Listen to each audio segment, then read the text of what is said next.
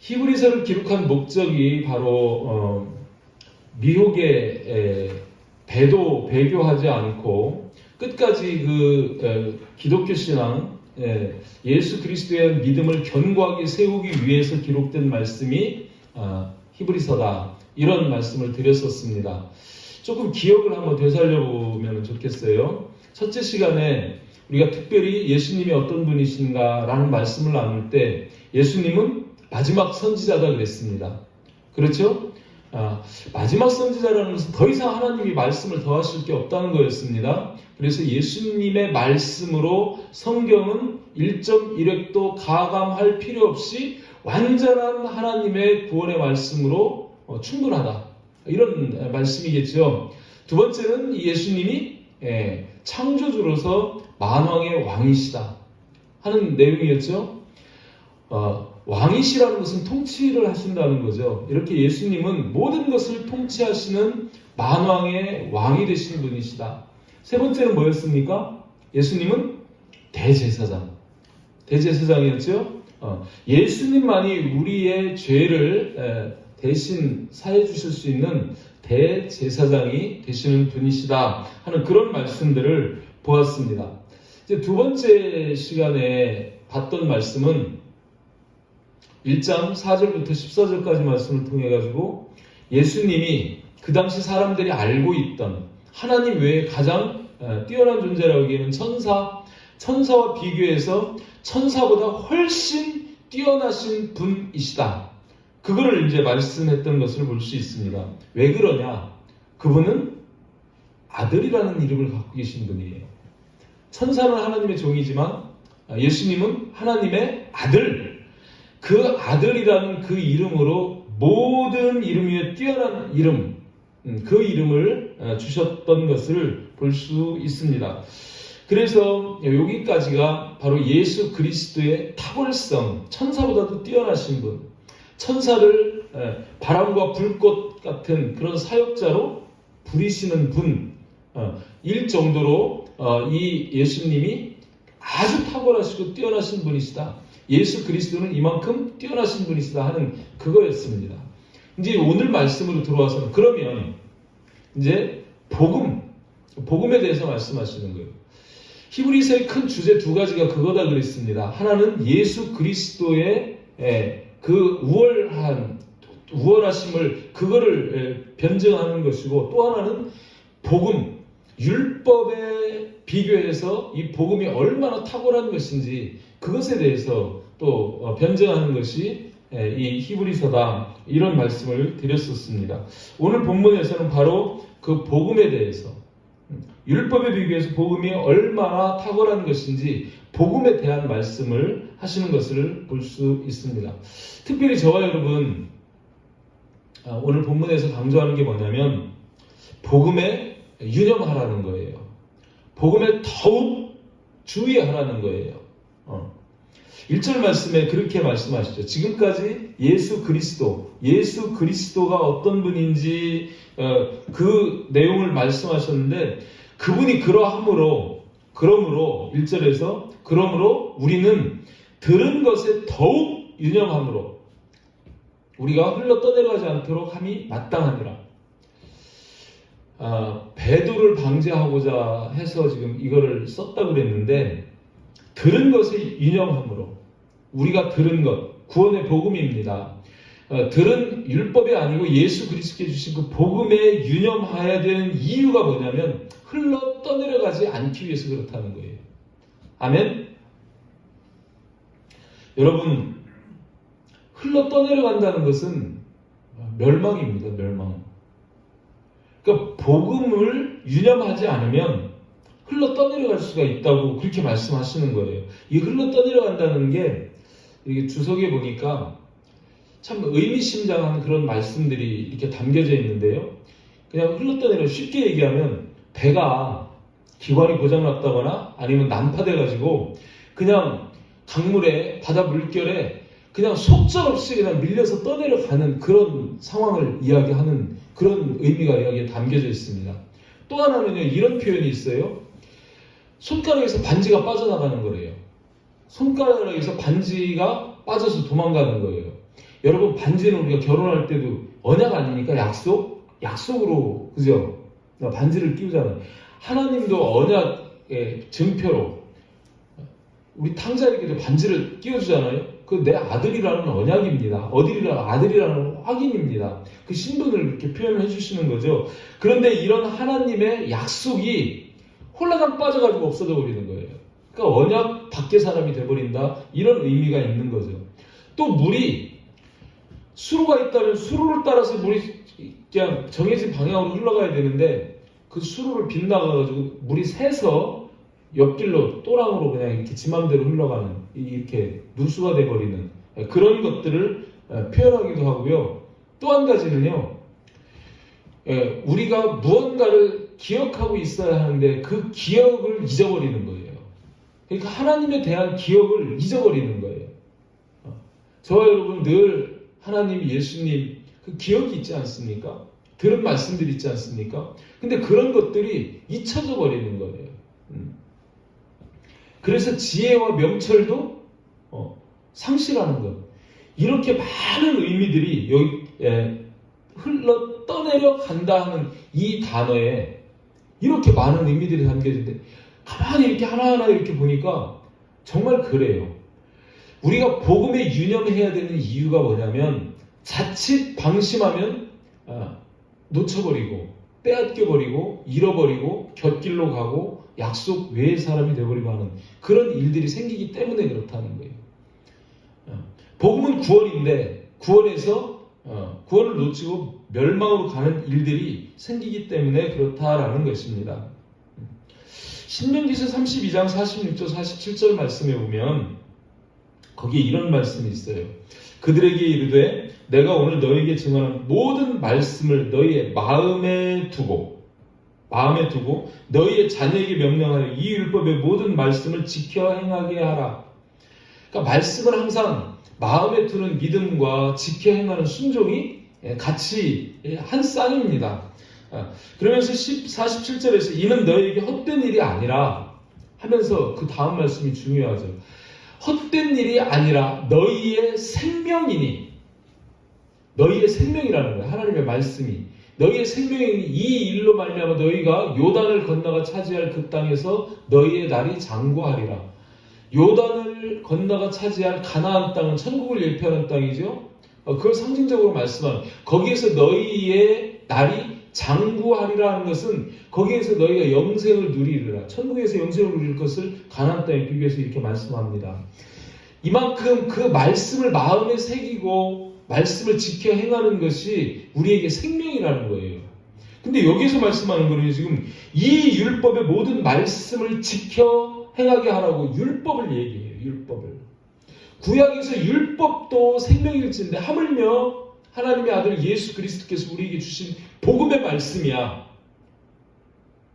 이 율법에서 얘기하는 이것이 어쩌면 율법의 말씀은 사실 육신적인 거예요. 영적인 것을 예표하기 위해서 육신적인 그런 모습들로 이렇게 영적인 그림자를 보여주는 게 율법이다. 이렇게도 볼 수 있습니다. 그러니까 육신의 생명을 얻기 위해서도 이렇게 해야 되는데 하물며 영적인 생명을 얻기 위해서 이 복음을 우리가 유념한다는 것은 너무너무 중요한 거다라는 것입니다. 아멘? 하나님의 말씀을 들을 때 어떤 사람은요 정말 눈을 이렇게 막 부릅뜨고 그 말씀 하나하나를 정말 스스로 자기 마음판에다가 막 철필로 새기듯이 막 그걸 기억하려고 막 그 의미를 깨달으려고 막 그렇게 열심히 듣는 분들도 있는가 하는 반면에 앉아가지고 오늘은 목사님이 뭐라고 말씀하시나 뭐 좀 재밌는 얘기 하시나 이치에 맞는 말씀 하시나 들으면서 그거는 아닌 것 같은데 이렇게 평가하면서 그냥 와서 그렇게 듣는 사람도 있다는 거예요. 똑같은 말씀인데 어떤 사람한테는 생명이 되고 어떤 사람한테는 올무가 됩니다. 말씀이 그렇다는 거예요. 그래서 여기서 말씀에 유념하라는 것은요 한문으로 쓰면 천착이라는 그런 단어를 또 써서 이걸 표현을 하더라고요. 유념하는 게 말씀에 그냥 딱 그냥 말씀을 갖다가 딱 그냥 새기고 붙여버리는 거예요. 아주 막 밀착시켜버리는 거예요. 그리고 도저히 이 말씀이 우리에게서 떨어질 수 없도록 그렇게 하는 것, 그거를 말씀합니다. 우리 그리스도인들은 특별히 이 마지막 때 말씀에 닻을 내리지 않으면 떠내려가게 돼 있어요. 그죠? 우리를 항해하는 이 노아의 방주처럼 이렇게 표현을 하지 않습니까? 율법 시대의 방주야 뭐 그냥 떠돌아다니는 거였지만 저와 여러분들은 이 말씀에다가 닻을 딱 내려가지고 세상적인 세파 세류 위에 흘러 내려가지 않도록 떠내려가지 않도록 딱 고정이 돼 있어야 된다는 거예요. 아멘? 그 복음에 유념하라는 겁니다. 정말 저와 여러분 지금 우리가 살고 있는 시대적 환경을 이렇게 쳐다보면요 심각성을 느끼셔요? 여러분들은 지금 어떨지 모르겠어요. 여러분 무시해서가 아닙니다. 유튜브에서 이렇게 가끔 제가 말씀들을 이렇게 쳐다보면요 어쩌면 유명한 목사님들이 더 그런 것 같아.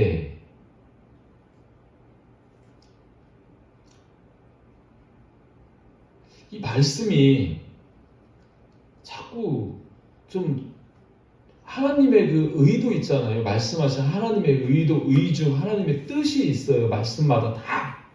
근데 그것을 자꾸 뒤틀고 변형시키고 귀에 듣기 좋게 달콤하게 적당한 미원도 치고 설탕도 좀 치고 막 이래가지고 그렇게 이제 이렇게 전하는데 그래도 본 복음의 그 줄기에서 멀리 벗어나지 않고 항상 갔다가라도 복음으로 돌아와야 돼요. 제가 설교학을 배울 때 그렇게 배웠어요. 절대로 설교는 복음이라는 원 줄기 그 말씀을 타고 그거를 타고 이렇게 올라가야지. 여기에서 멀리 떨어지면 안 된다. 떨어졌다고 생각하면 빨리 그 중심으로 돌아와야 된다 다시. 근데 설교하는 걸 보면 어떨 때는 그 복음의 중심 하나님의 말씀 중심에서 떨어져 나가는데 본인도 못 느껴요. 계속 바깥에서 헤매다가 시간 다 가고 그냥 끝나. 또 거기에다가 사설까지 들어가는 경우도 많습니다. 아닙니다. 그런 거를 유심히 들어가는 거. 오늘 본문의 핵심은 뭐냐면 우리가 들은 복음을 얘기합니다. 복음에 유념하라는 거예요. 복음에 유념. 여러분도 그러실 수 있기를 주님의 이름으로 축복합니다. 말씀을 분별할 수 있어야 돼요. 그래서 복음, 하나님의 말씀, 그 말씀에 유념해야 된다는 거예요. 아무거나 그냥 막 들어가지고 그냥 뭐 그럴 듯한 그런 말씀에 여러분 복음은 100%여야 되죠. 99% 하와가 99%에 넘어갑니다. 100%여야 돼. 100% 진리의 말씀만 여러분 들어야 되는데 그걸 분별하기가 쉽지 않다는 거예요. 성경 많이 읽어야 합니다. 그럼 느낌으로 와요. 이상한데? 이런 느낌이 딱 와요. 들어보면 지금 저 같은 경우는 뭐 교만해서 말씀드리는 게 아니라 말씀을 이렇게 듣다 보면 귀에 딱 걸려요. 어떤 말씀이. 왜 해석을 저렇게 하지? 딱 걸려요. 그래서 가만히 이렇게 들어보면은요, 좀, 이단들은 고의적으로 하고, 우리 저기 하신 분들은 기도를 덜 했거나 말씀 연구를 덜 해가지고 잘못 해석하는 경우가 많이 있다는 겁니다. 하여튼 여러분, 복음에 유념하시기를 주님의 이름으로 간절히 축복합니다. 복음 떠나면 안 돼요. 복음 떠나면 흘러내려갑니다. 그래서 조심하라고 말씀합니다. 두 번째는요, 이 복음을 등한히 여기면 심판을 피할 수가 없다라는 것을 우리가 알아야 된다는 거예요. 2절에서 그렇게 말씀하죠. 오늘 2절 말씀을 볼 때에 2절에서 천사들을 통하여 하신 말씀이 견고하게 되어 모든 범죄함과 순종하지 아니하며 공정한 보응을 받았거든. 이런 말씀이 있어요. 천사들을 통하여 하신 말씀이 뭐겠습니까? 그냥 보면 잘 이해가 안 되죠. 이 율법이에요. 율법을 주실 때 천사들을 통해서 주셨습니다. 모세가 시내산에서 이 율법을 받을 때에 하나님이 지금 거기에서는 안 나와요. 거기에서는 그냥 하나님이 그냥 모세를 불러가지고 모세에게 십계명을 주셔가지고 율법을 주신 걸로 나오는데 신약으로 오면은요 사도행전 7장 38절 또 그 뒤에 나오는 사도행전 7장 53절 말씀 여기 보면은요 이렇게 표현이 돼 있잖아요. 시내산에서 말하던 그 천사, 시내산에서 모세에게 말하던 그 천사, 하나님의 말씀을 가지고 와서 천사들이 증거하는 거예요. 계시록에 있는 것처럼 천사를 보내서 하나님이 하나님의 말씀을 모세에게 주셨다라는 거예요. 시내산에서 말하던 그 천사와 우리 조상들과 함께 광야 교회에 있었고 또 살아있는 말씀을 받아 우리에게 주던 자가 이 사람이라. 그러니까 천사가 모세에게 주고 모세가 살아있는 말씀을 받아서 우리에게 주었다는 거예요. 우리에게 주던 자가 이 사람이라 하는 그 앞에 말씀은 모세에 대한 이야기를 하면서 지금 이렇게 표현하는 겁니다. 그러면서 53절에서 확실히 이렇게 얘기하죠. 이게 스데반이 지금 이제 그 설교하는 중에 나온 건데, 너희는 천사가 전한 율법이라고 나오죠. 천사가 전한 율법을 받고도. 그러니까 오늘 본문에서 천사들을 통하여 하신 말씀이 율법입니다. 율법. 이 말씀이 견고하게 됐다는 건 법으로 하나님이 확정했다는 거예요. 율법도 법입니다. 하나님의 법입니다. 그러니까 하나님에서 실정법으로 확고하게 이 법을 세우셨다는 거예요. 이게 견고하게 됐다는 그런 표현입니다. 그러니까 유효한 법이에요. 그래서 모든 범죄함과 순종하지 아니함이 그 법에 따라서 공정한 보응을 받게 되어져 있다는 것입니다. 그렇게 받았다는 것입니다. 아멘. 모든 범죄함과 순종하지 아니함이 공정한 보응을 받았다. 범죄함은요, 고의적으로 짓는 걸 범죄라고 얘기합니다. 죄를 범하는 거죠. 실수로 죄를 범하면 도피성이 있어요. 우리가 자칫 고의가 아니고 실수로 사람을 죽이면 도피성으로 도망가라 그래요. 그럼 나중에 그 제사장이 신문을 해가지고 그게 실수라고 인정하면 어느 일정 기간이 될 때까지 그냥 살고, 그 피해자가 이제 죽거나, 피해자의 그 어떤 원한 관계가 이렇게 저기 하거나 그러면 이제 이렇게 죄를 사해주기도 하잖아요. 근데 여기서 범죄라는 것은 고의적으로, 자의적으로 짓는 그런 죄입니다. 그런 죄와 더불어서 순종하지 아니함, 그냥 한마디로 하면 불순종이죠? 그러니까 범죄와 불순종에 대해서 공정한 보응이라는 건 심판입니다. 심판을 받았거든요. 그러니까 여러분, 범죄와 불순종에 대해서 율법도 예외는 없습니다. 내가 범죄했는데, 불순종했는데, 그게 죄를 받지 않고 그냥 넘어가는 경우가 있느냐? 하나님 앞에서는 없습니다.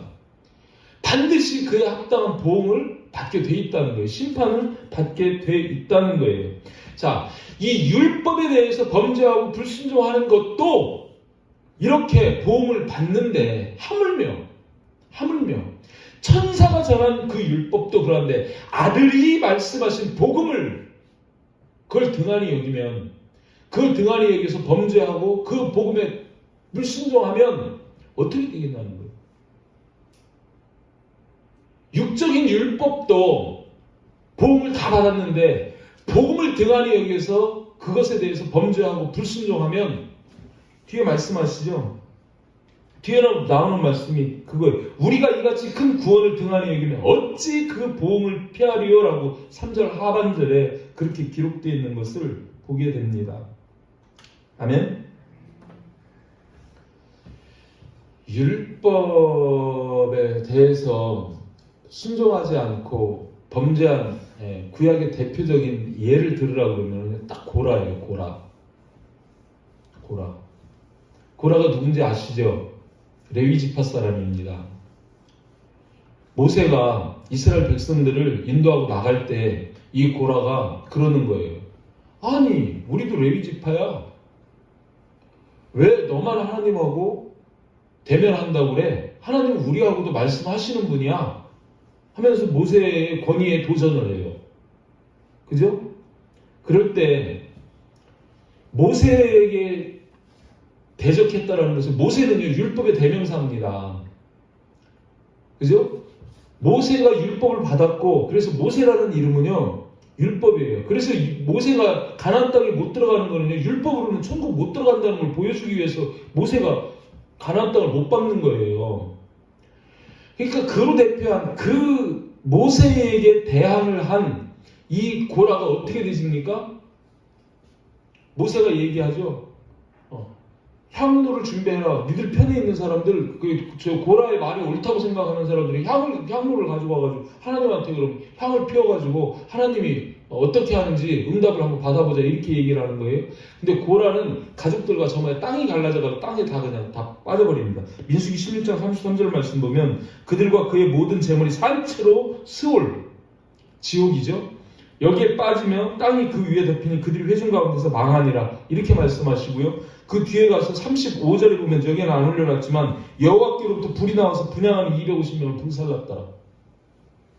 그런 말씀이 있는 것을 보게 됩니다. 이렇게 모세를 대적한 율법에 대한 불순종도 하나님 분명하게 이렇게 심판을 하시는데 하물며 예수 그리스도 하나님의 아들이신 예수께서 말씀하신 그 큰 구원의 복음을 등한히 여기면 어찌 그 복음을 피하겠느냐 이렇게 말씀하시는 겁니다. 여러분 겁주려고 하는 말씀이 아니에요. 제가 여러분 겁주려고 하는 말씀이 아니고 우리의 마음이 이만큼 복음에 대해서 좀 간절해야 된다는 거예요. 아멘? 너무너무 요즘 이 세상이 막 믿음이 정말 위험한 믿음, 걱정스러운 믿음, 대충 비슷하게 아리까리해 저래도 될까? 근데 많은 목사님들은 그래도 된다 그러고 하나님 사랑의 하나님이라고 그러고 그런데요 신약 성경에서는요 엄밀하게 쳐다보면은요 아닙니다 여러분. 하나님은 우리에게 지금 이렇게까지 믿음에 대해서 핵심적으로 말씀하시는 이 히브리서에서도 분명히 말씀하시는 게 뭐냐면 우리가 이같이 큰 구원, 이 구원은 복음이에요. 큰 구원의 복음을 등한히 여기면 어찌 그 복음을 피하리요? 라는 것은 피할 수 없다. 율법을 어겨도 이렇게 하나님이 심판하시는데 하물며 아들을 통해서 주신 복음을 등한히 여기고 불순종하면 어찌 그 복음을 피할 수 있겠느냐 이런 말씀입니다. 여러분 잘 아시는 요한복음 3장 16절 17절 말씀 한번 다시 한번 볼까요? 이 말씀을 한번 이런 각도에서 한번 보시기 바랍니다. 자, 하나님이 세상을 이처럼 사랑하사 독생자를 주셨어요. 이는 그를 믿는 자마다 멸망하지 않고 영생을 얻게 하려 하시는 목적으로 독생자를 주셨습니다. 믿는 자는 영생을 얻는 거예요. 17절의 말씀 볼 때 하나님이 그 아들을 세상에 보내신 것은 세상을 심판하려 하심이 아니고 그로 말미암아 세상이 구원을 받게 하려 하시는 거예요. 그런데 여기 이 말을 뒤집어 놓으면요, 그 아들을 세상에 보내셔서 세상을 심판하려 하나님이 아시는데 아닌데 만약에 믿지 않는다면 구원이 아니라 심판할 수밖에 없다는 말씀입니다. 아멘?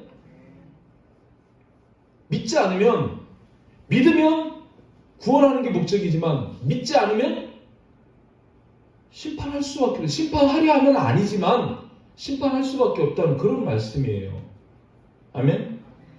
복음은 믿음입니다.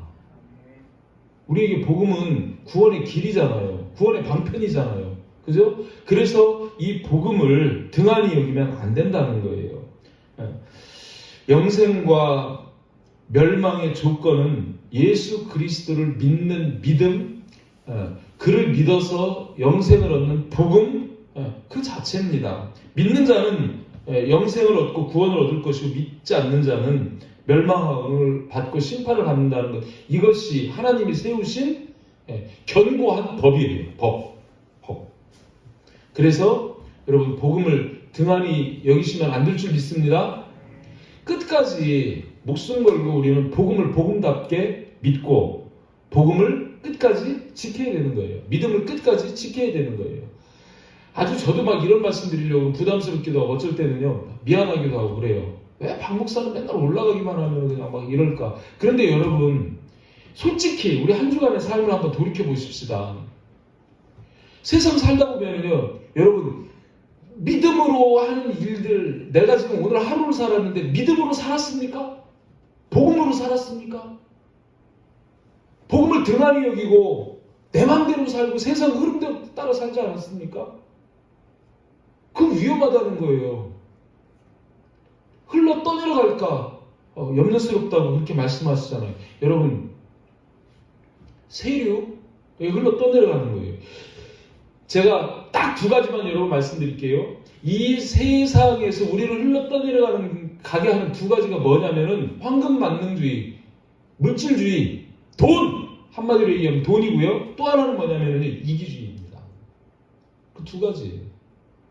그것이 지금 온 세상을 다 덮고 있어요. 돈. 또 나 중심. 예수님은 그거 아니잖아요. 예수님은요, 자기 생명까지 내어주시는 거예요. 그리고 내가 그렇게 했던 것처럼 너희도 사랑하라. 제자들의 발을 씻겨주시고 그렇게 사랑했던 것처럼 너희도 서로 사랑하라. 그런데 주님은 자기 생명을 내어주기까지 그렇게 사랑을 하는데 우리에게는 그 사랑이 없잖아요. 다 이기주의적이잖아요. 형식적인 사랑은 있어요. 우리 그리스도인들도 그렇습니다. 정말 여러분 예수님 닮은 사랑이 내게 있는지 한번 생각해 보십시오. 여러분 그런 사랑을 나누고 삽니까? 적당히는 해요. 적당히는. 세상 사람보다 조금은 더 해요. 그러나 정말 주님이 말씀하신 내가 너희를 사랑하는 것 같이 사랑 안 되잖아요. 믿음으로 산다 그러지만 믿음보다는 세상적인 세파, 그죠? 세상의 흐름, 돈의 흐름, 그것이 중심이 돼가지고 계속 그거 따라가고 있잖아요. 자칫 나도 모르게. 세상 사람들보다 조금 낫긴 해. 근데 주님이 바라보실 때 일만하게 뿌리라고 하는 그것을 뿌리치고 살 수 있습니까? 그것에 대해 자유롭습니까? 솔직히 위험하다는 거예요. 지금 세상은 이 두 가지가 사랑 없는 자기 중심의 자기 이기주의와 돈이라는 이 두 가지가 얼마나 강력하게 이 세상 사람들을 지금 막 쓰라미처럼 막 떠밀고 있는지 몰라요. 주님이 제일 싫어하는 두 가지가 그건데 그 두 가지가 그렇게 돼 있는 거예요. 그러니 우리가 정신 바짝 차리지 않으면 여러분 구원의 문은 넓은 길도 아니고 큰 문도 아닙니다. 작은 문, 좁은 길입니다. 또 좀 긴장할 수 있어야 되죠. 김장이 아니고 긴장을 좀 해야 되죠. 해야 돼요, 여러분. 깨어 있어야 돼요. 마지막 때는 지금 시대가 마지막 때예요. 처음 코로나 생겼을 때부터 여러분들에게 말씀드리지 않았습니까? 저는 성경적인 관점으로 보는 거예요. 이게 없어진다고요? 어제도 뉴스 보니까 장밋빛 또 전망을 내놓는 사람들도 있대. 이게 이렇게 가다가 10만, 20만 가다가 사라질 거다. 그래요? 사라질 수도 있겠지. 코로나가 사라지면 다른 건 안 오겠습니까? 지금 우리를 훈련시켜가지고 어디로 끌고 가는지 여러분 보고 계시죠? 통제사회입니다. 다 우리를 다 하나님의 종이 아닌 세상의 종으로 세상의 노예로 만들어가는 그런 흐름, 그 역사가 지금 이렇게 그 저변에는 우리 생명에 대한 그런 굉장히 가치가 없어요. 여러분 다 설명할 수 없고 강단에서 이런 거 잘못 얘기하면 이단되기 때문에 말씀드릴 수 있지만 저는 끝까지 주목해서 지금 보고 있습니다. 성경은 대로 됩니다. 세상은. 오늘도 머리 깎는데 우리 이발사가 얼마나 지식이 많으신 분인지 몰라요. 항상 거기 책이 있어. 오늘도 가서 보니까 막 근대사 이렇게 또 책을 놓고 이렇게 보고 있고요. 얼마 전에 가보니까 우리 신학생들도 보기 어려운 이 신앙서적을 또 이렇게 놓고 보고 그래요. 그러면서 거기에서 막 역사에 지금 왜곡되어 있는 자기 조카가 고3인데 가서 한번 갔다가 걔들 공부하는 국사책 이런 걸 얘들이 국사도 공부하는 거라 떠들어봤는데 그 안에 막 역사 왜곡되어 있는 게 얼마나 많은지 막 난리 났더라고. 그러면서 왜 우리가 일본에서 저기 그게 해방이냐, 광복이지 그게 어떻게 해방이냐, 해방은 저 소련에서 쓰는 그런 공산주의 용어 아니냐, 여기부터 시작해가지고 머리 깎는 내내 머리를 빨리도 안 깎아. 아마 40분 깎아. 그러면 계속 말씀을 다 들었어요. 다 들으면서 말씀하는데 내가 마지막에 딱 한마디 했습니다. 뭐라고 얘기했을까요?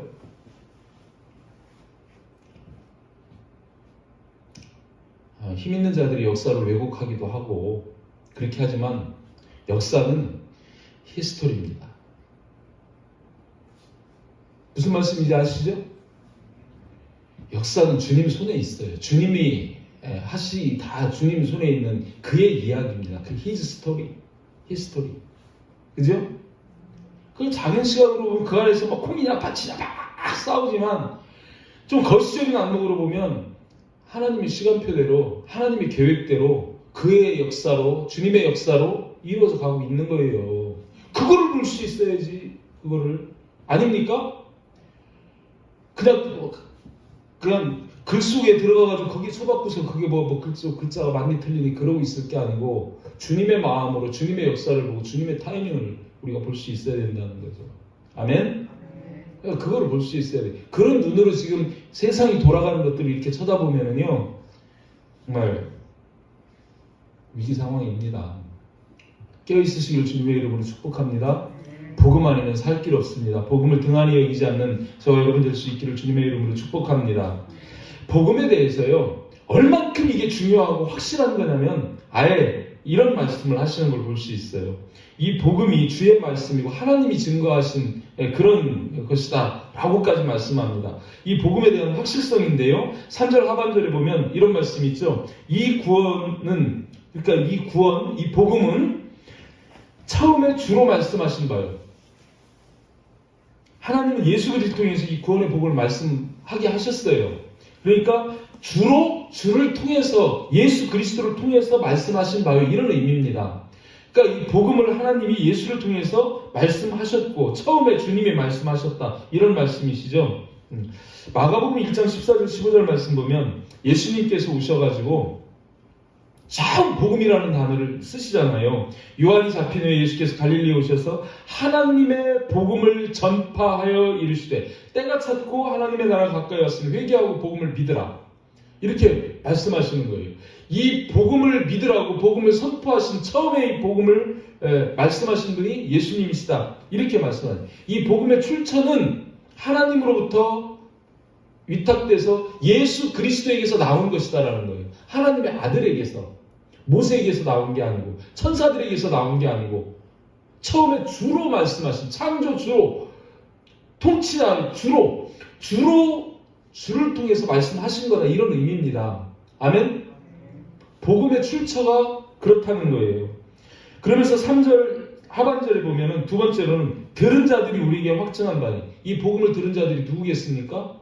사도들, 제자들이겠죠.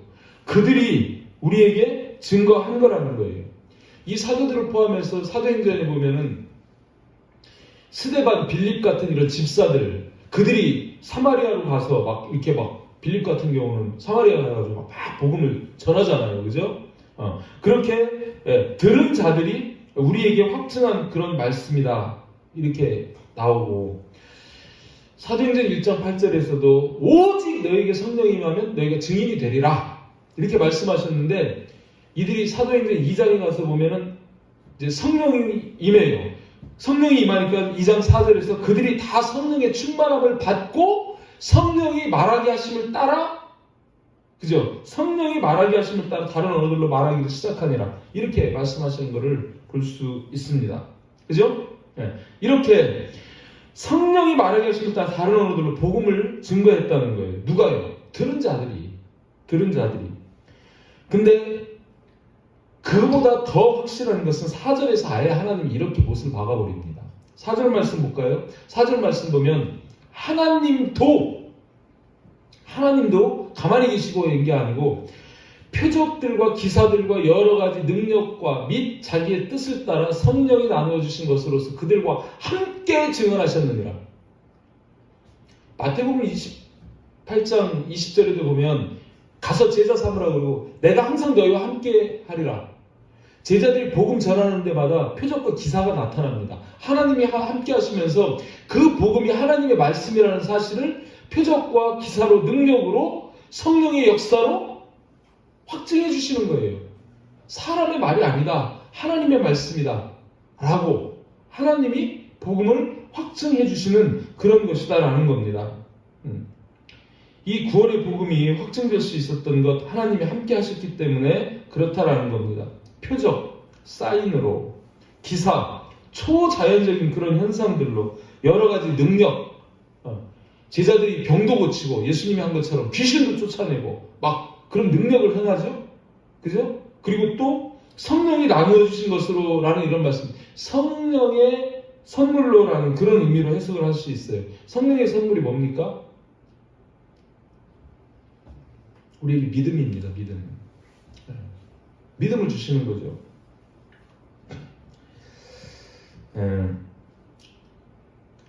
제자들이, 베드로가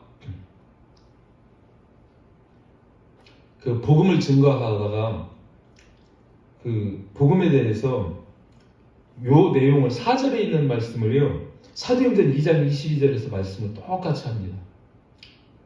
베드로가 이렇게 얘기해요. 이스라엘 사람들아, 이 말을 들으라. 이 말, 복음이에요.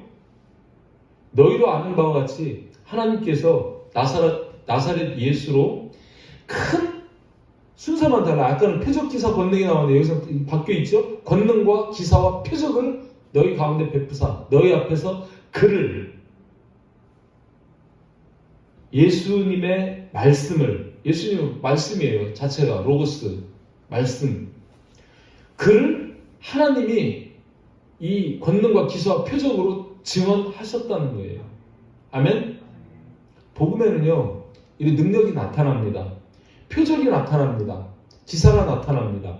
복음이 들어가면은요, 그죠? 이런 역사가 일어나게 되어 있는 거예요.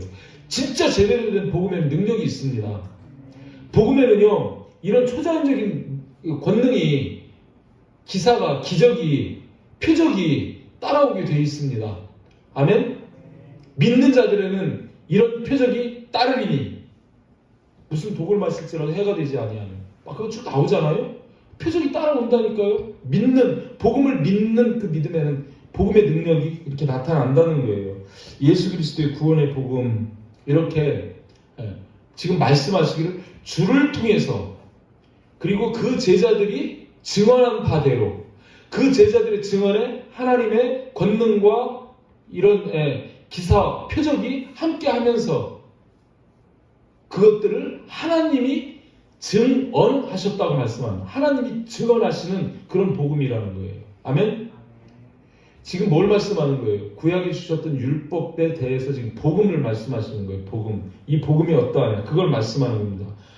이 복음의 확실함, 또 복음의 탁월함, 그것에 대해서 말씀하는데, 우리에게 주시는 교훈은 이렇게 세 가지로 정리할 수 있는 거예요. 첫 번째로 복음에 유념하라. 아멘? 여러분, 하나님의 말씀 들을 때 유념하시기를 주님의 이름으로 축복합니다. 만약에 두 번째로 주시는 이 복음을 등한히 여기면 심판이 있다. 없다고 말씀 안 드립니다. 저는 성경이 분명히 보응이 있다고 그러니까 보응이 심판 아닙니까? 보응이 있는데 이 보응을 어찌 피하리오라는 것을 피할 수가 없다라는 얘기입니다. 아멘? 복음을 떠나면 심판밖에 없다는 거예요. 그리고 복음을 등한히 여기지 말라는 거예요. 아멘? 우리가 사는 길은 복음밖에 없습니다. 복음 놓치지 마시기를 주님의 이름으로 축복합니다. 이 복음은 또 주께서, 또 제자들이, 하나님이 확실하게 증언하신 거라는 거예요. 더 이상 뭘 말씀합니까? 의심할 수 있습니까? 하나님이 증언하셨는데, 살 길이라고 하나님이 증언하셨는데 없다는 거예요. 이 복음이 아니면 다른 거는 방법이 없는 거예요. 그거를 말씀합니다. 그래서 이 복음은 저와 여러분들의 유일한 구원의 방편이 되는 줄 믿습니다. 아멘? 복음의 비중을 여러분 마음속에 이제 잘 이렇게 새기시고, 정말 점점 더 미혹이 심해지고, 이 세파가 우리의 복음을 자꾸 변질시키고, 복음을 붙잡기가 어렵게 되는 그런 상황 속에 있지만, 이 자리에 있는 저와 여러분들은 단 한 사람도 이 복음을 등한히 여기지 않고, 그래서 정말 떠내려가지 않는 그런 저와 여러분들이 될 수 있기를 주님의 이름으로 축복합니다. 그래서 제가 오늘 제목을 그렇게 세운 거예요.